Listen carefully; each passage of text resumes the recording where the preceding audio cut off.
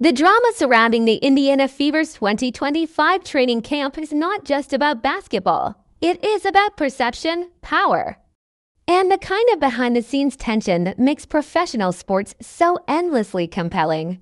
When Cheryl Miller walked onto that practice floor, she did not walk in quietly. Her presence sent a ripple through an already charged situation, and the moment footage hit the internet, fans who had spent months demanding her as head coach felt every complicated emotion all over again: validation, frustration, curiosity, and something that looked a lot like unfinished business finally forcing its way back into the conversation.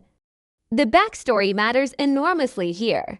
When the Indiana Fever parted ways with Christie Sides following the 2024 season, a season that ended with a first-round playoff exit despite a historic rookie campaign from Caitlin Clark, the coaching search became one of the most scrutinized hiring processes in recent WNBA history. Miller's name sat at the very top of fan wish lists, and it was not hard to understand why.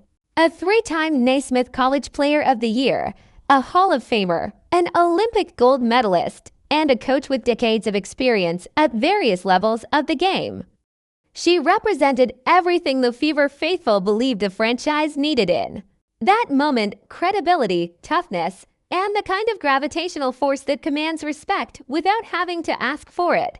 But when the decision came down, the Fever went with Stephanie White instead.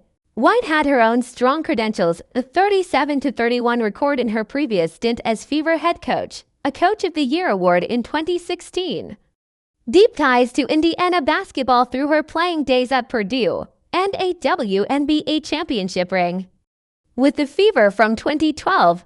The choice made sense on paper. That did not stop the disappointment from being real. What nobody anticipated was that Miller would end up in Indianapolis anyway, not as the head coach, but on the floor during training camp. Whistle around her neck, running defensive drills, working directly with players on footwork and positioning during full live practice sessions. Beat reporter Scott Agnes captured multiple clips showing her actively integrated into the coaching rotatio. And what those clips showed was not a ceremonial visit or a promotional appearance designed to generate good press. This was work, focused, detailed, experienced coaching work, concentrated specifically on the defensive identity the staff is trying to build from the very first day of camp.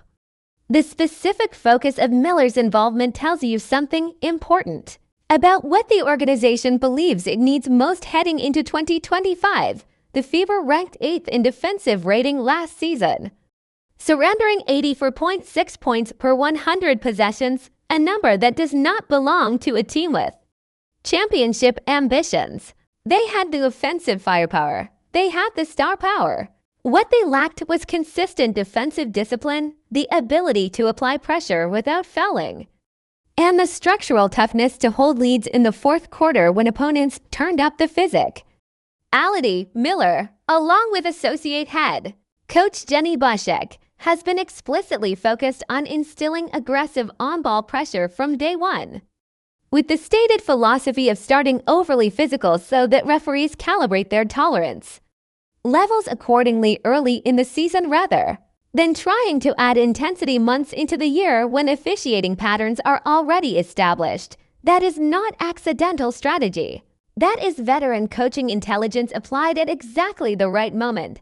Bushek's praise for Raven Johnson adds another layer of texture to the defensive picture the coaching staff is painting.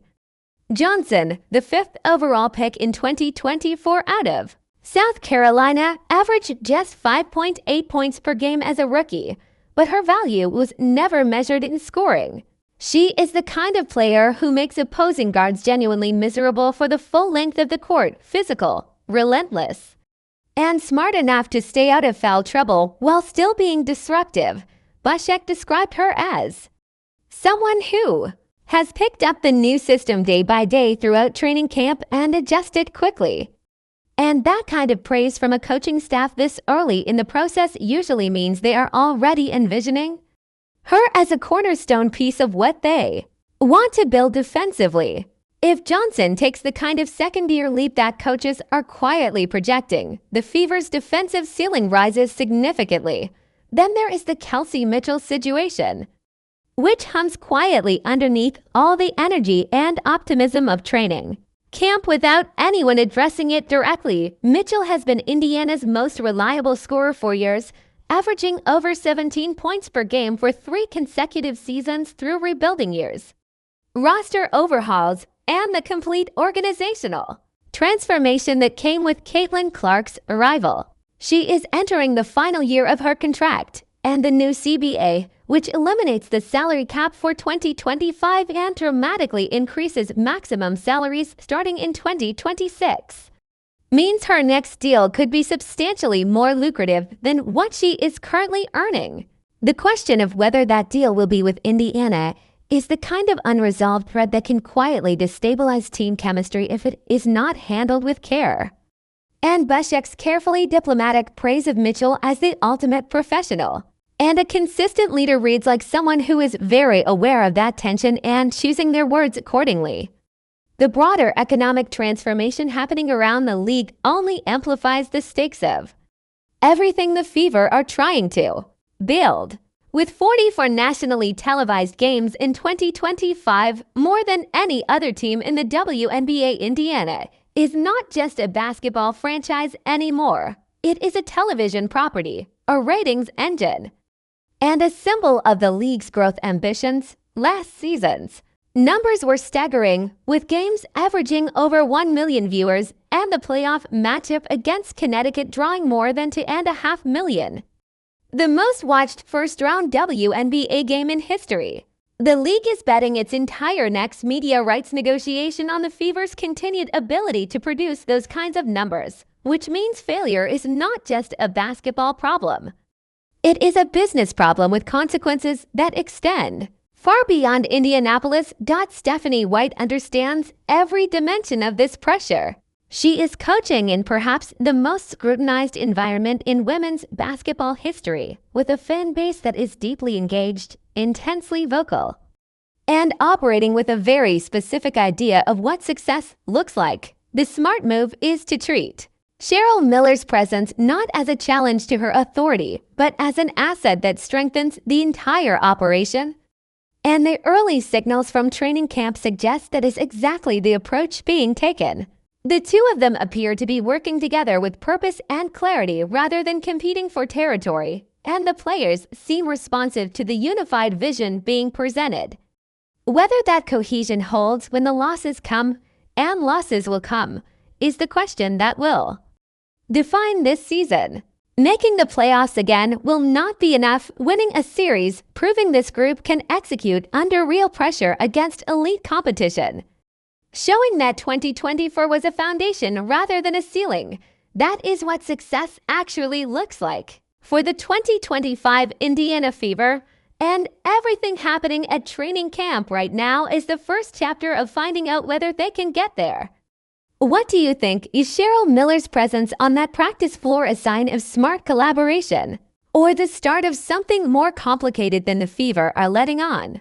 And do you believe this Fever squad has what it takes to make a genuine championship run in 2025? Or does the Eastern Conference have too much firepower for Indiana to break through? Drop your thoughts in the comments and let the debate begin. If you are locked in for the kind of deep, unfiltered WNBA coverage that goes beyond the surface, hit that like button and subscribe, because the season is just getting started and there is a whole lot more story left to tell.